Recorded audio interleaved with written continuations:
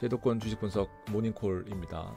3대 지수가 하락으로 마감했습니다. 세 가지 재료가 있었는데요. 첫 번째, 엔비디아와 구글 팀의 격화된 경쟁 구도 있었고요. 두 번째는 ISM 제조업 지표 나왔습니다. 지난달 48.7이었는데 48.2로 나타나면서 제조업 경기가 위축되고 있는 것 아니냐라는 우려가 나왔고요. 세 번째는 일본의 금리 인상 시사하는 발언 때문에 비트코인이나 전반적인 자산들이 다시 일본으로 돌아가지 않겠냐라는 그런 우려가 있었습니다. 종목들은 엇갈리는 모습 보였는데요. 엔비디아가 상승했고요. 브로드컴은 4%대 밀렸습니다. 엔비디아의 존재감을 다시 확인하는 모습이었는데 더 중요한 거는 시놉시스라는 주가 움직임이었습니다. 시놉시스는 반도체 검사 장비 그리고 설계 자동화 프로세스 만드는 AI 대표적인 밸류체인 중에 하나거든요. 엔비디아가 컴퓨팅 및 인공지능, 엔지니어링 솔루션 가속화를 위해서 전략적 파트너십으로 20억 달러를 투자하겠다라고 해서 주가가 7% 정도 오르다가 4.8% 정도로 마무리했습니다.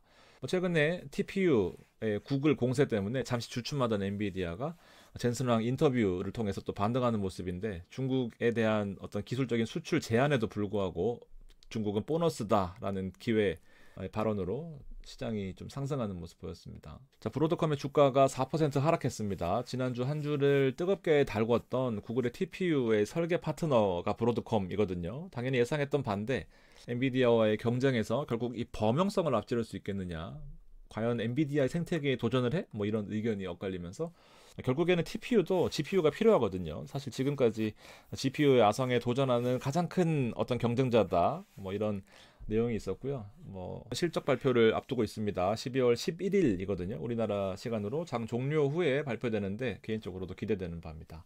자, 많이 알려지진 않았는데요. ETF 중에서 코액트라는 액티브 운용사가 있습니다. 브로드컴 밸류체인이 유일하거든요. 상장 이후에 미친듯이 상승하고 있는데요. 브로드컴 23% 담고 있습니다. 그리고 엔비디아도 11% 담고 있고요. 나머지 구글과 AMD 같은 것들 담고 있습니다.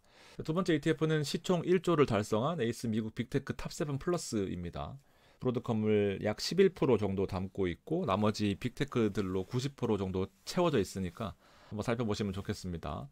그리고 어제 소개시켜드렸던 코덱스 미국 반도체도 브로드컴을 많이 담고 있으니까 한 9% 정도 살펴보시면 좋겠습니다. 어쨌든 시장에서 가장 큰 영향을 받았던 건 비트코인 하락 소식입니다. 대표 코인이 하루 만에 86,000달러 아래로 떨어지면서 코인베이스나 스트래티지 같은 크립토 관련주가 급락했고요. 전반적인 투심 자체를 흔들어 버렸다라는 평이 있습니다. 비트코인은 4월 이후로 처음으로 9만 달러 아래로 떨어진 다음에 계속 버티지 못하고 있는 모습인데요. 이럴 때 기회가 되지 않겠나 생각하는데, 관련된 ETF로 미국 비트코인 내 변동성의 2배에 투자하는 비트X라는 ETF가 있거든요. 장중에 10% 넘게 하락하다가 반발 매수 조금 들어오는 모습이었습니다.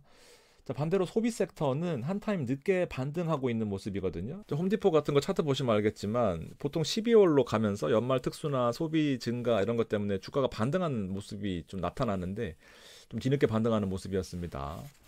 보유하고 계셨으면 좀 힘들 수도 있는데, 뭐 보유하지 않더라도 슈드 대표 포트폴리오이니만큼 좀 반등이 중요할 수 있는데 반등하지 못하고 있는 거고, 다행히 월마트는 기대 이상으로 반등세가 좀 커지는 모습, 한 달 동안은 10% 이상 기록하면서 뭐 슈드 전반적으로 보면은 뭐 재미없는 흐름이 계속해서 이어지고 있기는 한데 좀 기대해 볼 만한 포인트가 아닐까 생각을 합니다. 계절성을 믿어볼 만하죠.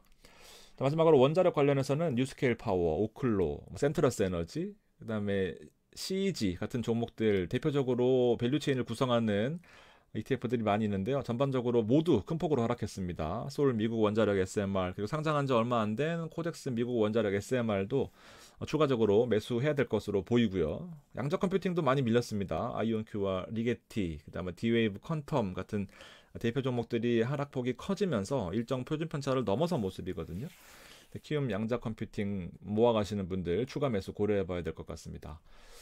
AI 서버 관련돼서 몽고DB라는 종목이 있거든요. 실적이 잘 나오면서 시간 외에서 10% 이상 급등하고 있습니다. 관련된 종목으로는 코덱스 미국 AI 소프트웨어 있습니다. 시총이 한 700억 정도밖에 안 되는데 대표적으로 소프트웨어도 반등세가 기대되는 모습입니다. 그래서 여기 안에서 몽고DB를 4% 정도 담고 있어요. 움직임을 지켜보셔도 좋을 것 같습니다. 11월 장세가 결코 매끄럽지는 않았는데요. 나스닥 조정폭이 생각보다 컸고요. 그리고 AI에 대한 이 전반적인 밸류에이션이라고 하는 가치평가에 대한 우려감이 커지면서 모아가시는 분들한테는 액션이 좀 필요한 시기다라고 생각이 되거든요. 한번 시장 면밀하게 살펴보면서 좋은 ETF도 소개시켜 드리도록 하겠습니다. 고맙습니다.